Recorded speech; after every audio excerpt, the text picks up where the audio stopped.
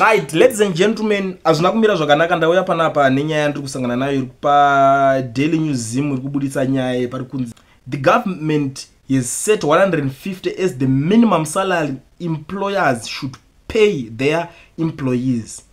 Ndo mari iri kunzi minimum wage yepa Zimbabwe iko zvinezvi yandiri kusangana nayo panapa iri kutaurwa pakaitoiswa pamutuli $150. All right, cost of living iri high zvisingaite, and we have to be very honest ipanyaya idzodzodzi. Saka pari kunzi minimum wage employers ndo mari vanofanira kubhadhara. Handiti tisatataura rimwe team munozoti ndangotangarana nemi, toda kutanga that $150 iri kutaurwa panapa kunzi ndo minimum wage. Tione kuti zvinhu izvi zvinomeka sense here, zvinobalance here, because hatidi zvinhu zvokuti tongowekerana ka zvinhu zvekungowekerana zviri musoro wedu tuchitadza kuzobalancerana namets. Handiti munhu wese anotodawo life yakanaka, munhu wese anoda kutozvitsvagawo kutombofambawo nekakewo kaakwa, all those things munhu anotozvidawo, munhu wese, especially uchinzi uri kushanda makaoneswa ka education is the key to success, maenda kuzvikoro zvacho mapasa maita sei, I mean whatever, maakuemployiwa maakunzi minimum wage $150 ndo mari iri panapa iri kutaurwa. Katambotarisa kuti rent inoita mari paZimbabwe. Let's be very honest, handisi kuziva hangu nzvimbo unozochuza uyo unongochida, but takatarisana nyaya yerent, marent house anenge akanyanya. Iko zvinezvi marent house kwatona kutonzi uri kuona kana kunzvimbo idzi kutonzi kwakachipa inenge ichitokurova zvekuma60 ndochindonzi the cheapest pay one room. Apa iwo uri kunzi uri lowest wage ikukurova kumu60 mu. Transport yokunongochishanda hapana asingazvizivi. Iko zvinezvi paZimbabwe $1 kuenda $1 wakadzoka, $1 wakaenda $1 wakadzoka. How much is that per 30 days? Another 60, watomu 120. uri kuda kutenga chikafu ungazonzi bhozi tatomu 120 wasara ne30 chikafu chirudzi chekuti unodya mwedzi wese $1, asi unonga wakumirira kuti wakutongonodya zvekuma weekend kuma wedding womirira kuzoti wakuda kudona, bhozi katotasa mari iyoyo itori mzungu zvekutoti hazvisi kunzwisisika. Hausatotenga chikafu chacho hachisi kutombokwana, because pazuva ungoti ngati kana utonzi uri kudyawo zvekuti vanhu vazhinji vanotongorova 2 meals, kana ndiani kachitonzi ari kungoraramawo zvimwe zvichipawa izvo zve2 meals. Handisi kutaura kuti une mhuri une chinhu, kutaura zvekuti uri bachelor uri 1 watopera. Imwe mari yacho unotanga kutambura, waraiti unotanga kutambura uchishanda, ko basa racho rikazotozonzi rapera unenge wakuita sei? Normal minimum wage kana zvatofambawo ikatambirwa kana ku250, at least it makes sense, because munhu anotanga kuzomakawo mets dzake otongoona kuti abo ini ndichazongokavhira apa ndodai, because havasi vese vanhu kuti vanenge vane kuti vanenge vachida kuningana, havasi vese vanhu kuti vanenge vane pekuti vane pekugara pekuti anapo kutara. Munhu anenge achitotanga kutotsvaga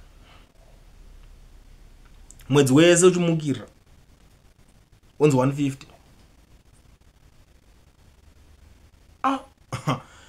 Zimbabwe ine chipower. I'm telling you guys, Zimbabwe ine chipower chisingaite. Indi kana atoriwo marongerwo acho anenge achiita zvinhu, kana iriyo formula yacho kana kuti formation yacho ine nharo 150. Apa vari kutowedzera kutosanitizer. Kuna umwe munhu kuti kana uchishanda, ndakambonzwa vanoshanda mumashops mutown, kutoona umwe munhu kuti atotobhadhara $80 in these days, atopa vanhu 80 pa80 unozoita figure out wega zvimwe kuti wozoita sei. Anongokudza kuti uda ine panoda munhu basa panapa 80 ndo mari yacho yepapo, atopedza newe. Zvimwe zvese unozozeya uchidzungaira uchidi, iye atongokudza kuti panapa tikubudana ne8.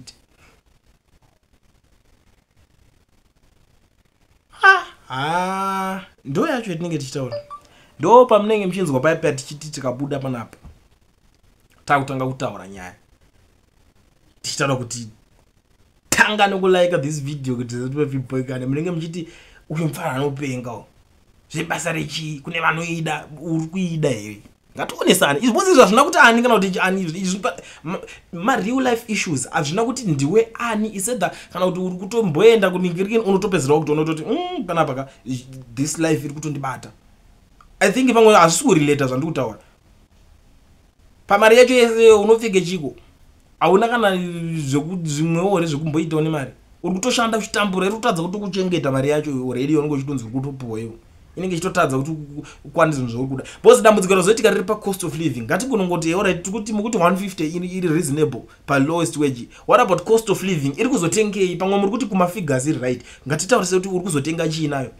Ndopari kuenda nyaya yahombe papo because dai panga at least kunewo kana mabhaza ekuti unongotenga zvimatiketi zvako zvezvo zvekuti ungonzi alright pamande ungobhadhara navo unotenga matiketi $10 unongozoti anongokuendesa kumba kwako achingokudzosa for a month uchingobhadhara ka 110 yako per month. It makes sense, unokwanisa kungosurvive. No, but not in this country. Ukatoona bhazi kunoku $2 $2 ipapo munenge muchivhiringika zigi racho rikatomboda kutomboshayikwa mheno zvine zvichimboitika unozongobatanidzwa mozongobatana 2 imomo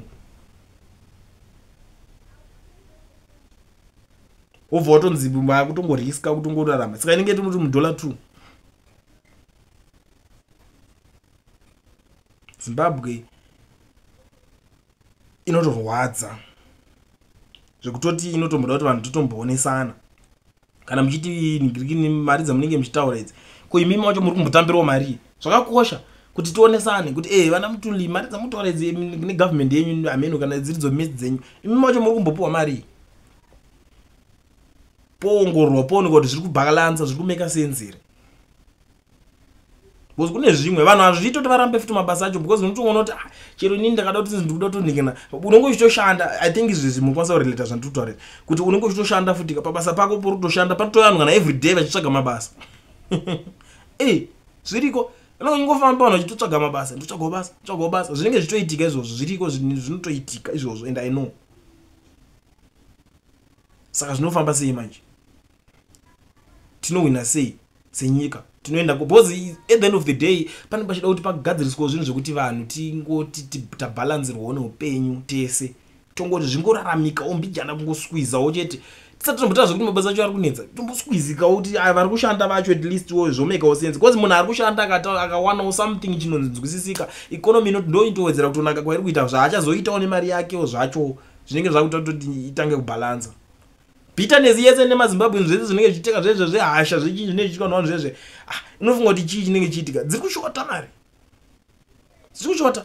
Uchipuwa kamari kaka 150 uchada kuzoti wakuda kuita mukadzi ende munovaziva vakadzi vekuzimbabwe most of them zvekutoziva kuti anenge achitozoti achida kuti kubatsira achida ani kuzoti ndinoda zvehousewife chakatorongozorora chakarara havazvinzwisise kuti ndo life yacho yakurarama mazuva ano ekuti munenge makuti mutombobatsirana zvibalance kuti alright kana iwo murume achizi chika 150 iwo chitsvaga wakake ukanomupowo kasaidi haso kana umupowo ka 150 kakadaro zvosanganiswa havazvinzwisise hapana anenge achizvinzwisise ipapo. Umwe nomwe anenge achienda kadai kako koya kachikwana kaharurwa ikako.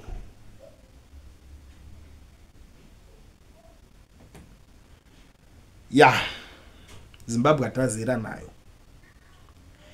Most of the times vanhu vanozongomanyira kungojaja ngoti iwo neunotaurisa pane unopopota maybe imbondudzewo zvamunofunga ngatisangane mu comment section mangu muchindudzawo kuti muri kuionawo senye.